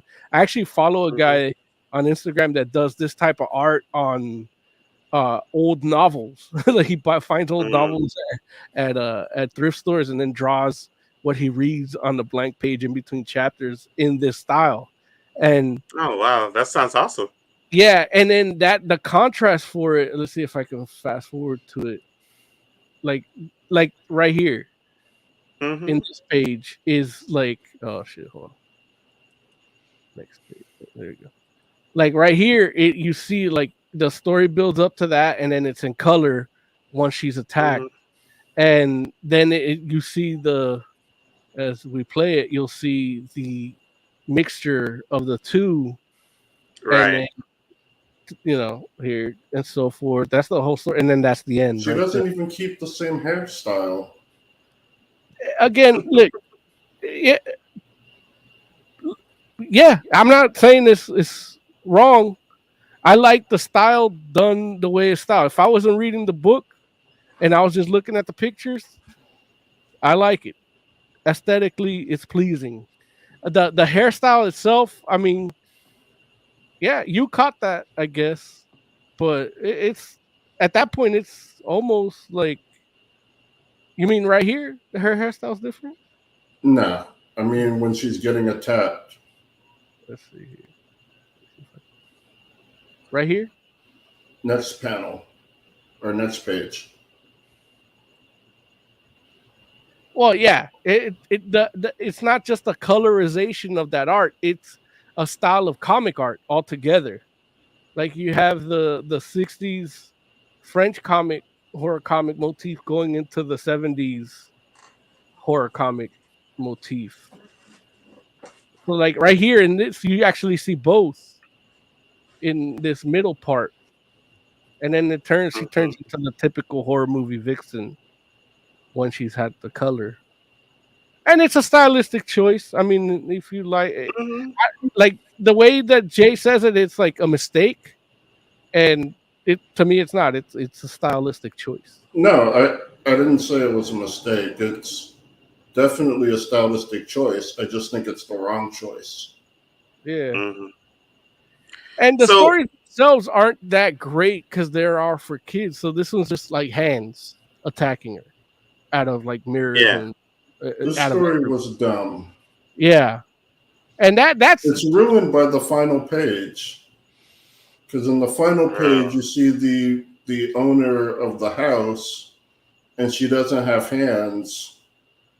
And it's like, why the fuck doesn't she have hands? Yeah. Like, this is dumb. Yeah. And listen, I don't think that there's a good enough explanation for why she doesn't have hands that would have saved this story. Like, honestly, it's like there are people that are born without hands. Like, that happens. But I don't know if that would have been enough to be like, oh, well, she was born without hands, so it makes sense that you would have to mention it though. Like, we can't even just if you guess. mention it.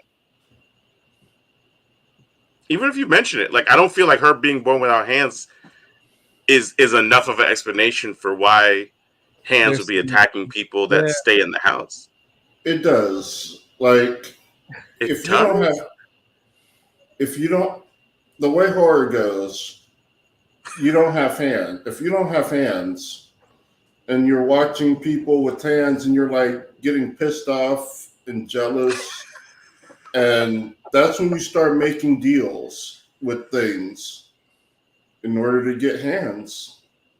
Well, but you understand, you're going to have a collection of hands that will come out and take the hands of anyone that stays in the house. Well, but you understand how that's like an additional portion of the story that needs to be expressed. Like, that's you've added like a whole thing of a thing that is right. With that origin, I can infer. Without, I can't do anything.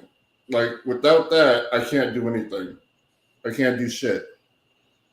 No, and I hear where you're coming from. I can infer. Like, from your perspective, you're like, if you give me the detail that she was born without hands, you can infer that she made some type of deal with a demon or devil or something because she's angry at people that have hands. And I hear you say that, and I get what you're saying. However, I don't feel like that's like a natural inference. So that means when I die, I can probably horror demon. No, and I get that. I get that it is for you, but I think for your average person, that's not the like. Oh, she was like, she was born with no hands, so obviously she made a deal with a demon. I feel like you said that maybe wrong. Like, I feel like you're talking about your average person that doesn't read horror or watch horror. Like, I feel like you could speak for them. I feel like people that do or that are into horror can infer once you give us something. Now, I might be wrong, but I feel like there's a higher chance of me being right about this than you. I mean, you definitely have more experience in horror Right. But I mean, even if this wasn't written for kids, like shouldn't it be like a little bit more inclusive? A horror book should include people that don't like horror. Well, not that don't You like know, horror, there's an but episode of Molly include. McGee that deals with that.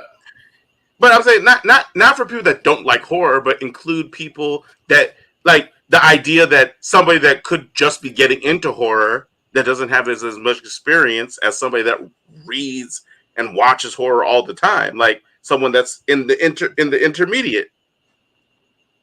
Look, if you're intermediate horror, this isn't your starting point, or it should not be. This joint is for kids. It literally is the starting point. It's for children. They don't have enough experience to be deep into horror. They could even I'll call tell you it what. Go watch. If you're a kid, you can watch Housing Complex C. I would say that, but I haven't seen it yet. Oh, dude! But you can watch Goosebumps. You can watch Scary Tales to Tell in the Dark. You can watch. But a Goosebumps. Are You Afraid of the Dark? You can watch Erie, Indiana. You can watch. All these are all things that I've seen, and I wouldn't make the inference that you're talking about. Yes, that's because you don't like horror. But I've watched it all. Yeah. You go out of your way to distance yourself. You don't try to get involved in the horror. Like, you're not throwing yourself into it. You're reluctantly watching it. So all the nuance and everything that someone that wants to be in horror is getting, you're repelling it. I do agree with Jay in that sentiment, but I think this book should treat you like us too, Larry. Yeah, I mean, I don't know. Like, I'm just like, I don't know why all these hands are here. and it's just me neither, because they don't say why. And that's they don't say she lost her hands or was born without hands. That's why you don't know why all the hands are there. A lot of these horror stories, I feel like, are rushed. Like, I think they crammed a bunch and cut out. Yeah. You know, like if it was a 5-story book, and then even when you get it to the end, it's like, oh, you want more? And I'm like, no, I want I want you to do half the size of book with a better story. You know, as far as some of the stories are good, just most of them are. Yeah. There's one story that's pretty good, but the art is just so good, and it's done by Abigail Larson, and she was doing. I know her from Sandman Universe, The Dreaming, and that like, man, like seeing her seeing her story. I felt like, man, I'm discovering her art all over again. You know, which story?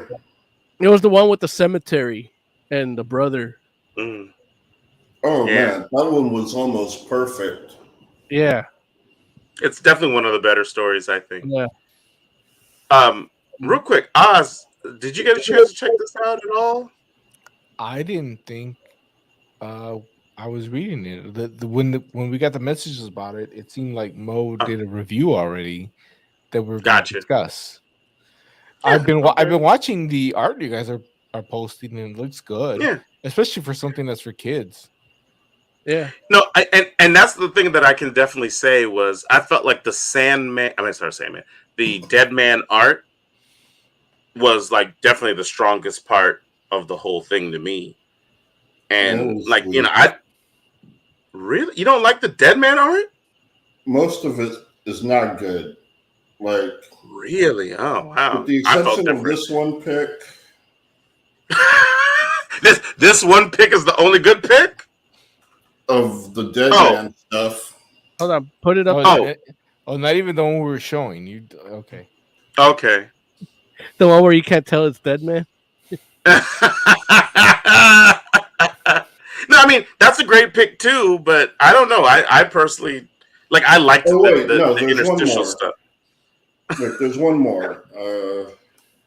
I'll look for it. discuss among yourselves. And I, especially like, you know, starting off, I was like, the interstitial stuff was more entertaining than the stories that I was actually reading. Which and part I was was like, the man, interstitial part, Larry? Like, interstitial, what's that? That's like the oh, comic in the back? the in betweens with Deadman. Like, you know, like Deadman, for all intents and purposes, acts almost like in that crypt keeper kind of role in between the different stories. All the stuff that had Deadman, huh? You can't use interstitial to like finish night school. but the Deadman parts were I felt, especially in the beginning, were more entertaining than like the actual stories that I was reading at first. You know, just because I felt like the art was better. I felt like I enjoyed Deadman's like little characterizations where he's kind of doing like the whole Crypt Keeper kind of thing where he has like the little puns and like play on words for like coming out of one story and going into the next one. And I'm just like, oh, like these are cool to me. Like I like this part, but this part doesn't make the comic. Like the comic, the meat of the comic is the stories. And so the potatoes, the side dishes are these little Deadman parts. Yeah. And so it's like, you know, if you mess around and you have like your sides are good, but your main course isn't great, then your meal, you know, you kind of have to feel a way about your whole meal. Like even this, I was like, this whole thing with the eyes, I was like, I feel like people aren't giving children enough credit here. Yeah.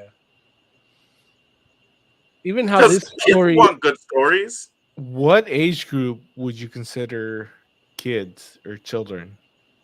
The way this book describes itself. The quality of the book would say something about 10 or 11.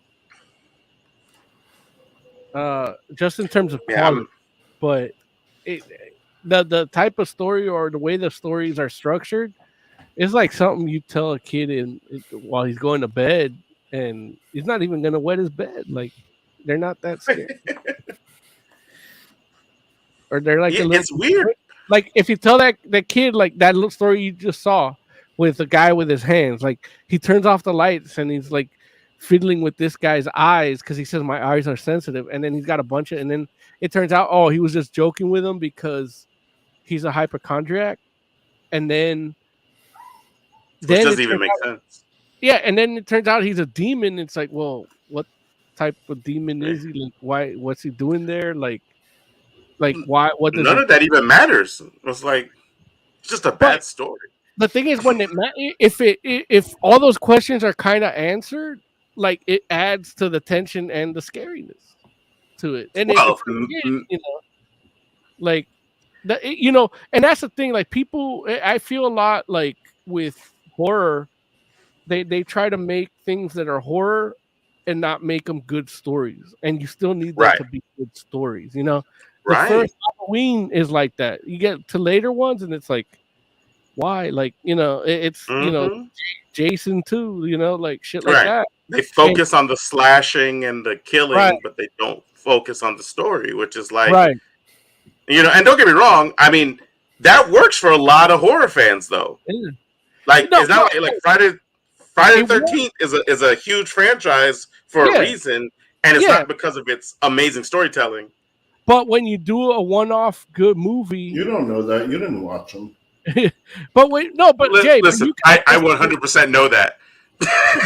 Yeah, you can attest to this. Like when you watch a good movie that's just a good movie first, and it happens to be horror, like you have a satisfying experience watching that movie. You know, like I know I've been hearing a lot about Black Phone. I still haven't watched it, but I'm actually so good. I'm writing a horror movie myself. Might be a concept album. I'm not sure, but I'm thinking about it. But and it's literally just about a weird thing that's growing out of my wall. It's very Edgar Allan Poe inspired. But yeah, and that's the thing. I feel like they kind of wanted to set them up with the setup, the scare as the punchline, and then kind of like tongue in cheek it after. And for story wise, it didn't work for a lot of these stories. Even the cemetery one that we talked about, like I felt that one still felt like, okay, why this, why that? Like, like even like they were tricked into getting that paper to get sucked into the cemetery, but why that guy's signature? Like, why not the dad's signature? Like. And I will say that, you're right. Like that, the cemetery story leaves some questions unanswered, but I do feel at the very least, it's like a complete narrative where like it tells you like a section of the story, and we all know like there's more to it. But at the end of the day, I'm like, okay, like it feels like there's a beginning, a middle, and an end, and it resolves itself, and then it leaves you like the little tease at the end again. And it's like, okay, like, like that, like, I feel like that's like, and I think that's what it boils down to is like, it's almost like, can this story be like expanded to more? Like, honestly, I will tell you like another story that I actually did like, that I was like, I like that story, even though it was it the really one with short. the cats? Well, there's two with the cats, but it's the one with not this one that we're showing with this cat, because that story was terrible. But it's the other story with the cats with the package. Right. And yet, and that story, I was like, okay, like, and don't get me wrong, it's not a masterpiece. Like, it's not by any means something where I'm going to be like, oh, you got to read this. But I was like, and especially by the time because I feel like this was the first story, I think, in the anthology that I was like, okay, at least this is like a story. Everything else up until this point, I was like, this is just stuff happening. And I'm like, that kind of sucks, because I'm like, I didn't know it was for kids either going in. But even as like, talking about it as like, oh, well, it's for kids. It's like, well, kids aren't dumb. Yeah. Like I feel like if I was a kid, if I was 8 or 9 reading this, I'd be like, what the hell? Because you don't like like, it's not because I don't like horror. But not it's not because I don't like horror. It's because the stories don't go anywhere. When you're 8 or 9, you don't like horror. This wouldn't even count as horror to me at 8 or 9. I would read this and be like, this is silly. That particular cat one was like, what's scary about this? Like, I feed a stray and I get a bunch of cats. Like, that's actually my childhood. Like, I had like 50 cats at one point. The scary part is, why was it in the box? Well, cats love boxes. Cats love boxes. Like, cats do love boxes. They literally, but the box was sealed. No, that does make it wild. Yeah, but it's not. Look, if somebody sent me a mysterious stranger decided to send me a kitten in a box, I wouldn't be mad. Well, but it's not the kitten in the box isn't the scary part to begin with. It's the fact that there's just random cats showing. Like, if you look out the window and you see a cat, cool, no problem. Then you look out the window again, and then you see 3 cats. You're like, huh, that's different. Then you look out the window again, and then there are 5 cats. You're like, this is some bullshit. No, man. Right. I'll be happy. Man. Nah. Like, let me tell you what happened. And then when the cats open your front door and they're all like, I'm like, oh, this is like, how, like, look, cats don't even have thumbs. Cats used like, to go. Who gave this cat a key? The cats used to go to my fridge and take out food. Well, yeah, but that's because the seal on the fridge isn't good. No, look, it was good. They took out my little Ninja Turtle briefcase thing with the toys. They took that out to have like give birth in that box. And then when I go to play and I open it up, there's a bunch of little tiny ass kittens. That's wild. Yeah, I love it. Where were your Ninja Turtle toys? They were just thrown across the closet. Like, did the cats do that, or did you do that? No, the cats did that. The cat came, that gave birth in my closet. That's why I don't look out the window. I loved it. Like, right. I would feed these cats. That mom cat, I rescued her runt.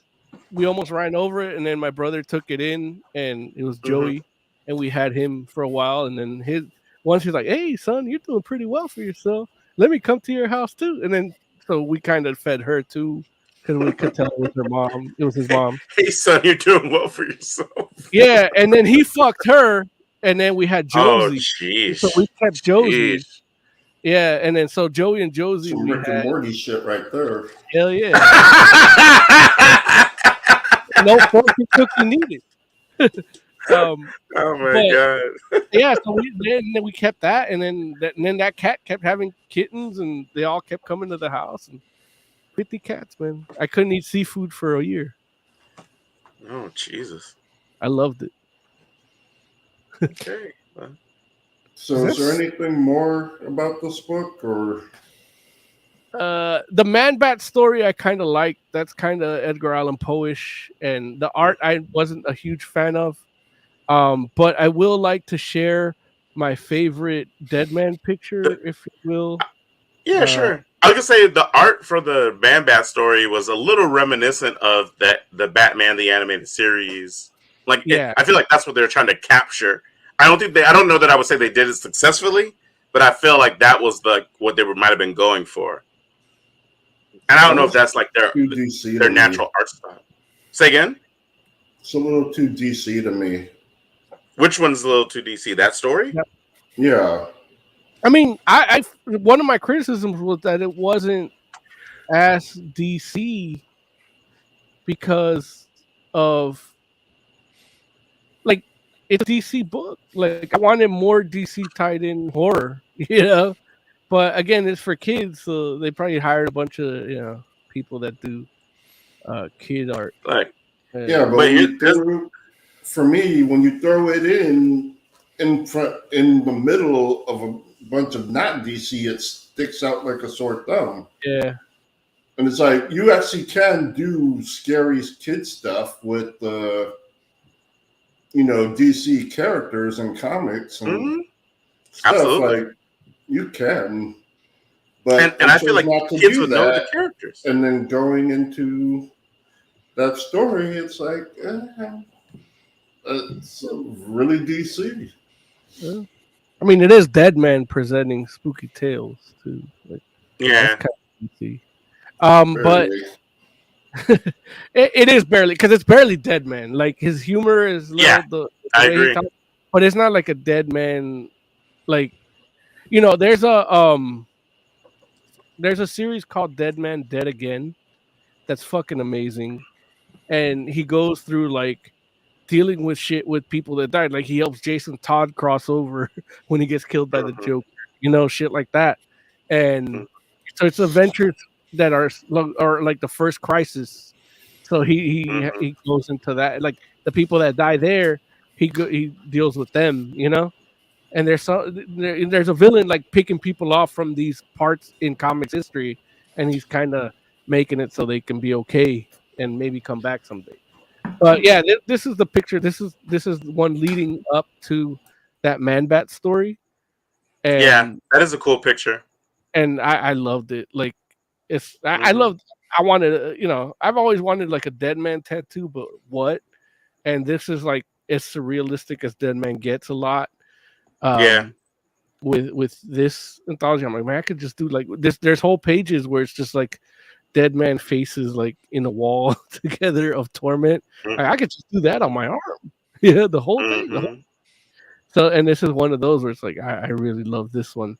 But the story of the Batman Bat one is a good one, even though like you said, it's a little too DC, but it's really just madness and a man coming to the grips that he's the monster, and it's done fast and efficient, and it's what a lot of these other stories were lacking in terms of a short form horror story.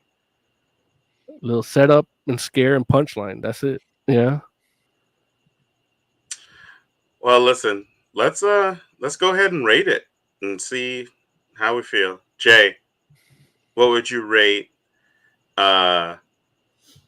Deadman Tells a Spooky Tale? Or I'm sorry, Deadman Tells Spooky Tales? A Spooky Tales? It's in the Chiron. Right? Damn it. Deadman Tells the Spooky Tales. What would you rate that, Jay? I like some of the art and the art styles, but the stories were not scary. Yeah, like this didn't scare me at all. Would you let your kid read it? Dude, I feel like I would let my kid do pretty much whatever he wanted. Like, got it. The important thing with kids, from what I understand, is that you're there with them to like explain right from wrong, to discuss things. Like, I know commonsense.org gives you questions you could discuss with your kids following, consuming certain media. So, like, I don't know if they reviewed this book, but I would ask them what to talk about my kids with after. That's the important thing, to be with your kids, so they're not handling it all on their own. So, what would you rate Deadman tells us? Deadman tells the spooky tales. Can I deduct extra points because Mo mentioned something much better in the same show? I mean, I can't tell you what to or what not to do, Jay. I'm asking you what you want to rate it. We just need to know how many goats to keep inside. No goats. It gets no goats. No, I would give it a 1. Okay. All right. Maybe a 2. What? Why would you deduct? So you would deduct it to negative, to like 0, based on something I said? Like, no, it's like a 2. But it's like, yeah, I might have to give it a 0 based on like the other thing you said. What was the other thing I said? You said to read Creepshow. Oh yeah, but that's not out yet. We don't know how that is. Yeah, it is. You read it? Okay. Like once you said it, I went and bought it. Okay. And then I read it, and I was like, "Oh, this is actually scary." And that's what the fuck you get for stealing.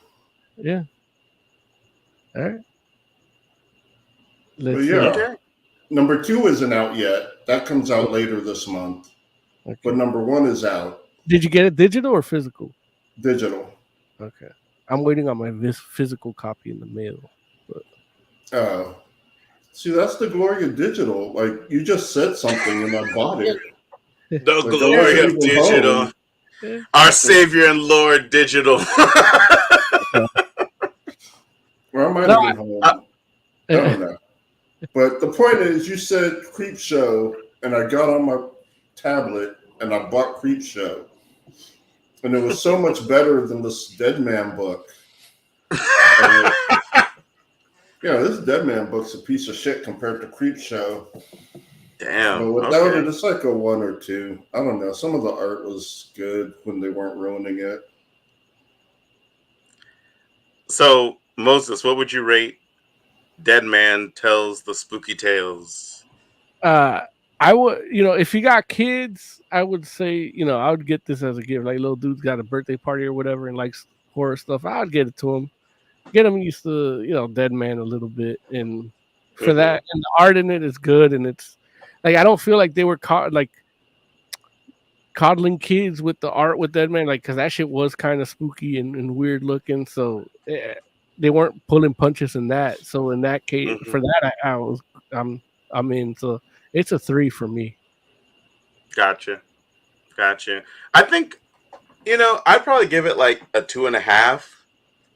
Like, there's some stories that are worthwhile in it. And again, I didn't know when reading it that it was for kids. So, but I feel like knowing that it's for kids is what gets it to 2.5. Because otherwise I'd just be like, I don't know about this joint. But there's some interesting art and there's a few stories in there that are worthwhile. So I'd give it a 2.5. And if it's for your kids, I don't know. Like, maybe it might work. I don't know. Like, I don't have any kids. I remember when I was like a kid, but I feel like my experience as a child is a bit atypical, so I don't know. But yeah, 2.5 is what I'm gonna say. And Oz, what would you rate our review of Deadman Tells the Spooky Tales, Oz? Sorry.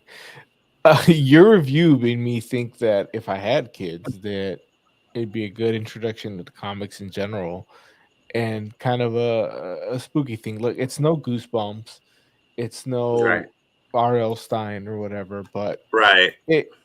it's still not a bad story for kids, depending on how young we're talking about. So I give your guys' review a 4.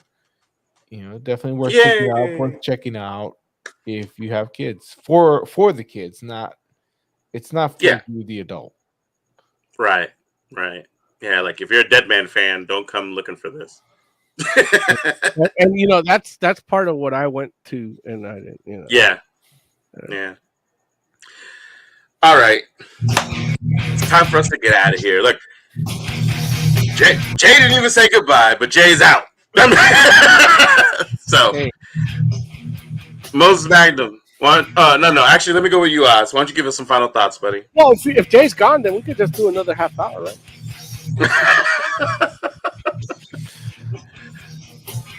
Oz, final thoughts, buddy. I'm upset that not only did you guys not tell me that Stargirl was back, but I'm sorry. You guys didn't tell me that Resident Alien was back. Oh, I didn't realize that. Oh no. The second half of whatever the current season was. The last episode that I had seen was where the alien hatched, and there's like 5 or 6 like I watched the last 5 or 6 episodes today. Oh, jeez. Look, you might be telling me news too. I don't know. Wow. Yeah. Okay. I mean, you can just go to sci-fi.com if you don't, whatever. Okay. Moses Magnum, final thoughts. We make content here. Subscribe, like, hit the bell. We got merch. You can buy that. That little F you see right here. That little F. You can get that on the shirt, mug, whatever.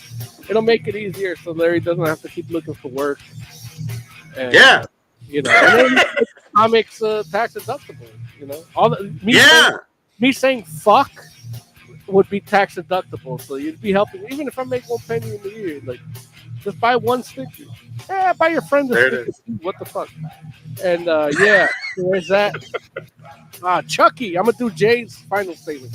Chucky premiered tonight, season 2, and it's gonna be a good time. And I'm still trying to track down that Elysian Brewery. Oh, Chucky. there it is. Yeah, Chucky. They're Chucky beer. The closest place that has it for me is Universal Studios and West Covina. So I might get that. Like, I don't know. This weekend I got a trip that maybe I'll pass through there. So let's do it. Yeah, I might check that out. Maybe do a little review of it or whatever. And but yeah, aside from that, like, subscribe, hit the bell, and Oz Jaguar versus the Dragon coming soon to Instagram near you. There it is. For the entire Fantastic Forum, thank you all so much for hanging out with us. We do appreciate you. We will be back next week. In the meantime, like I mentioned earlier, Nintendo Direct for the Super Mario Brothers movie tomorrow afternoon. I think it's 1 or 1:05 Pacific. Also, if I'm not mistaken, I think this weekend is New York Comic Con. So, keep your eyes and ears open for news at a New York Comic Con coming soon. Until next week, we are the Fantastic Forum. Good night.